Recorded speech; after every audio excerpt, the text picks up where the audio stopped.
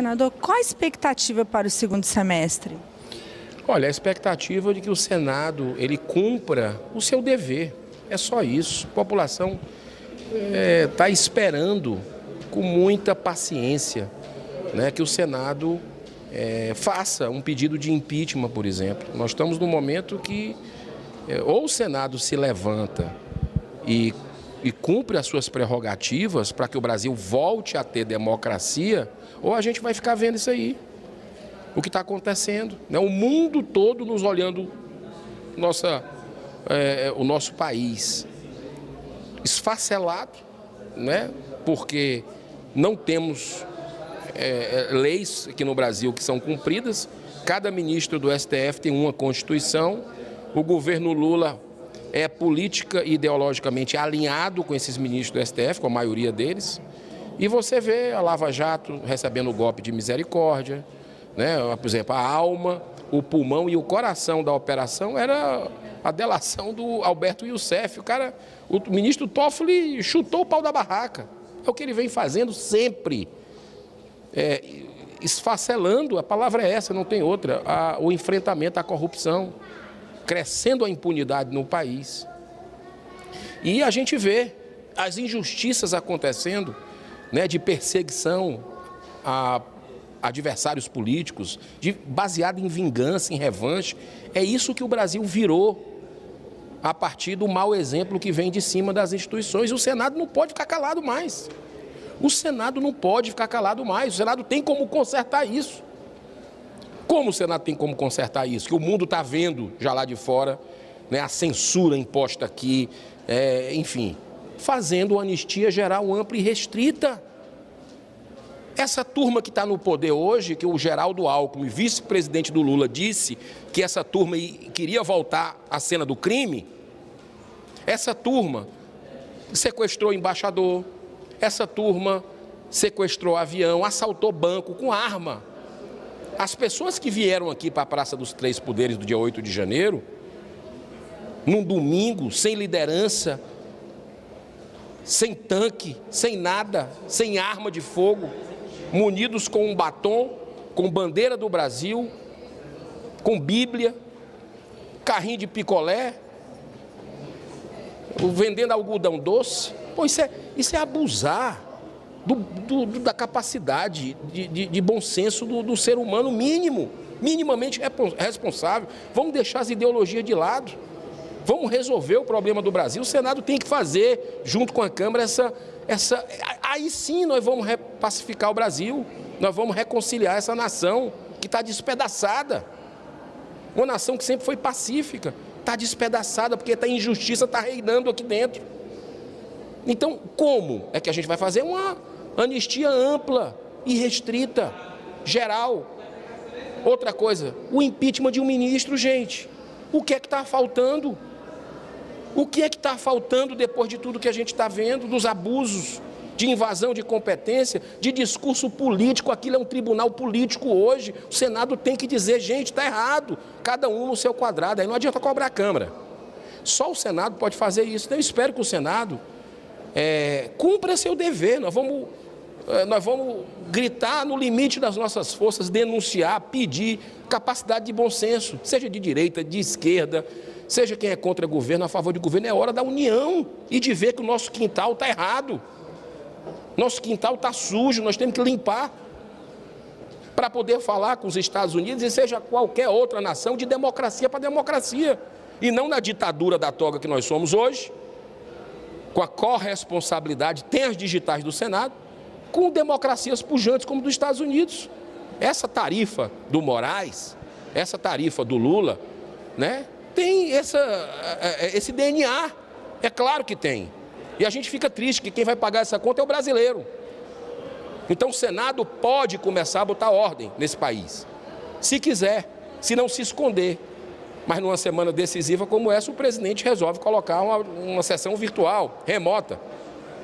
E ainda tem perspectiva, olhe lá, estou falando agora 3 horas da tarde. Está um zum, que 4 horas vão botar uma PEC que mostra que o Senado é puxadinho do governo Lula, se aprovar isso, e se colocar uma PEC, proposta de emenda à Constituição, gente. com o Senado vazio, com os senadores votando remotamente, sem ter debate. Uma PEC de calote. Uma PEC que vai liberar aí mais de 12 bilhões para o Lula gastar em ano eleitoral fora do arcabouço. Onde é que nós estamos? Nós estamos servindo a quem aqui? A população é que não é. Então, tem muita injustiça acontecendo. Essa semana é uma semana muito triste no aspecto de condenações injustas. Quando se vê, vou citar um caso apenas, tem dezenas de casos de aberrações jurídicas, porque o julgamento é político, né? Então, o que está acontecendo com Braga Neto, com tantos outros anônimos brasileiros que não tiveram a dupla jurisdição, que não tiveram a individualização das penas, nem o direito à ampla defesa, o contraditório, tudo previsto na Constituição, essas pessoas não tiveram. Julgamento sumário, onde quem julga, que se diz a vítima, o ministro Alexandre de Moraes, ele não se declarou impedido. Ele é o promotor, ele é tudo. Não, até os acessos aos autos dos advogados não tem. Então, poxa, é algo surreal que nós estamos vendo, um momento sombrio do Brasil mesmo, nebuloso. Mas a luz vai aparecer. Porque quem está no comando aqui, eles pensam que são eles. Mas não, quem está no comando é Deus. E Deus tem um plano para essa nação. Então, você vê injustiças. Eles não tinham mais o que pegar, por exemplo, do ex-ministro Anderson Torres, um funcionário exemplar da Polícia Federal. Por onde passou, conseguiu um respeito de todo mundo pela ética, pela integridade. As acusações dele caíram todas. Se desmontou, lembra quando estava sendo transmitido ao vivo, ao julgamento? Porque a cariação não deixaram. Mas o julgamento ali teve questionamentos que os generais, né, as pessoas que participaram, disseram, não, tem uma retificação a fazer. O caso do Anderson Torres, ele não estava na reunião. Então isso foi desmontando uma a uma. Nem para você ter uma ideia, o Ibanez faltou, tinha confirmado e faltou, porque ia ficar muito claro, mas acabou ficando, até pela falta, o silêncio diz muito, que ele era o responsável pela PM. Não é o secretário de segurança que é. O Anderson Torres era secretário de segurança. A Polícia Militar do Distrito Federal é subordinada diretamente ao governador, é diferente de outros estados brasileiros. Por isso que ele faltou, será? Mas caiu ali, porque ficou claro que não tinha. Então foi desmontado um a um a tese do Anderson Torres. Como não tinha nada, absolutamente nada mais, eles pegam uma declaração ambígua da Gol. Desculpa eu estar ali segurar esse microfone durante muito tempo, mas é porque é uma coisa tão assim, e nós estamos na última sessão, né? Constrange um cidadão de bem. Então eles não acharam nada do Anderson. O que é que fizeram? Foram pegar uma declaração ambígua da Gol, que nós vamos chamar aqui no Senado, para deixar claro, dizendo, olha aí, vai em cima da reputação do cara, além da queda do cois, dizer que ele falsificou um documento. Cara, isso é muito grave. Numas alegações finais, ou seja, não dá nem tempo da defesa ir com o contraponto, porque não tinha mais nada para condenar o cara. Então, em vez de reconhecer o erro, dizer, rapaz, você está absolvido, realmente não tem nada a ver, está aqui, não tem nada para se pegar, não tem mais bambu para flecha. Eles pegam e vão fazer uma suposição de que ele falsificou. E está aqui o documento da agência de turismo dele, mostrando, está aqui, ó, dia 21, está aqui, ó, dia 21 de novembro de 2022, foi emitida a passagem, pago, está aqui cartão, tudo. Aí fica o questionamento, por que isso? E eu vou dizer uma coisa, é um testemunho pessoal que eu vou dar. Deus faz as coisas assim para não ter... As minhas filhas estudam com as filhas do Anderson Torres, na mesma escola. E essas meninas vinham desde o começo do ano de 2022 falando do sonho de ir para os Estados Unidos, que naqueles anos ia, que o pai tinha economizado, que estava tudo... E foi comprado meses antes. Aí a PGR não tem o que falar, de forma clandestina, pega um documento, joga no final para macular a imagem de um cara desse. Eu não sei onde é que essas pessoas vão colocar a cabeça no travesseiro. Eu não sei. Por isso eu faço um apelo às pessoas de bem. Vai todo mundo ficar calado nisso aí? Não, é sério. Como é que bota a cabeça e dorme? Dorme. A consciência, questão de consciência tranquila. Aí o cara, está aqui a prova. Comprou, pagou. Aí coloca em dúvida que era fake, que não fez isso, que fez de última hora. Se as filhas estavam falando desde o início, e tem a prova de que ele comprou, a Gol vai ter que explicar, porque me parece muito estranho isso, vão jogar documento. Todo mundo sabe, e eu tenho um filho que mora nos Estados Unidos. Sempre que tem recesso, que tem algum momento, eu vou visitá-los. Né? No carnaval, numa coisa, eu vou visitar. E nesse período de férias, eles colocam voos extras. A Gol fez um documento como se, sabe, quisesse deixar mais, mas não foi no voo oficial e no extra. Está estranho tudo isso. E para finalizar, já que vai ser a minha última entrevista antes do recesso, eu procuro... Olha só o que aconteceu hoje. Agora, eu estava na tribuna do Senado falando. O Estadão coloca aqui na matéria de agora, tá no site. Desistências, faltas e decisões de Moraes esvaziam a audiência de testemunha de Felipe Martins.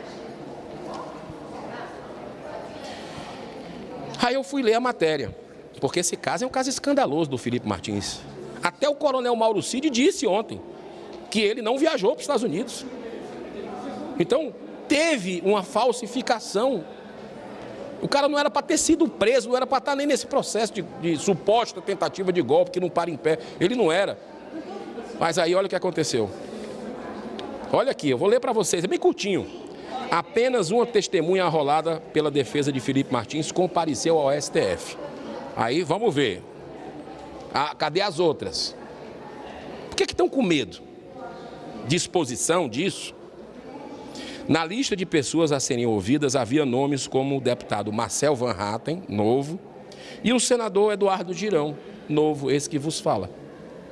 Olha aqui, se isso aqui é um país sério. Me diga se isso aqui é um país sério. Além das faltas, Moraes indeferiu os depoimentos de 11 testemunhas, incluindo Van Hatten e Girão, por compreender que não havia pertinência com os fatos analisados na ação penal. Eu soube pela mídia, tá? Aí olha aqui o que aquele ministro diz a meu respeito. O ministro mencionou, por exemplo, que o senador Girão já manifestou em outras ocasiões não ter conhecimento sobre o ocorrido. Onde que ele viu que eu não tenho conhecimento? Quem foi que disse para ele? Eu não entendi essa. Vamos oficiar o Supremo para entender isso. Direito negado de falar sobre esse caso.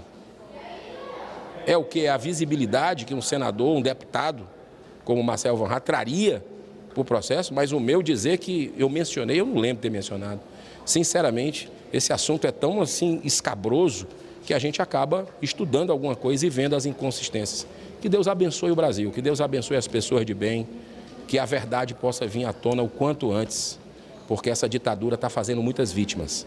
Vítimas de presos políticos e vítimas de gente que não tem nada a ver com isso aqui também, que são os brasileiros que estão pagando a conta, e a gente fica triste desse olhar do mundo nos tratando como uma ditadura, e na verdade nós somos uma ditadura mesmo, e a gente precisa encontrar direita, esquerda, quem é contra o governo, a favor do governo, uma solução. Mas isso nós temos que organizar nosso quintal, limpar o nosso quintal, que é através de anistia e impeachment de ministro do Supremo, para a gente voltar a ter a normalidade jurídica no país, normalidade democrática, porque hoje a gente tem um estado de exceção. Desculpa, eu acho que foi a entrevista mais longa que eu dei a você, não sei como é que você aguentou segurar esse microfone o tempo todo, mas a história vai mostrar tudo isso. Eu espero que com menos sofrimento dos brasileiros. Desculpa. Obrigado.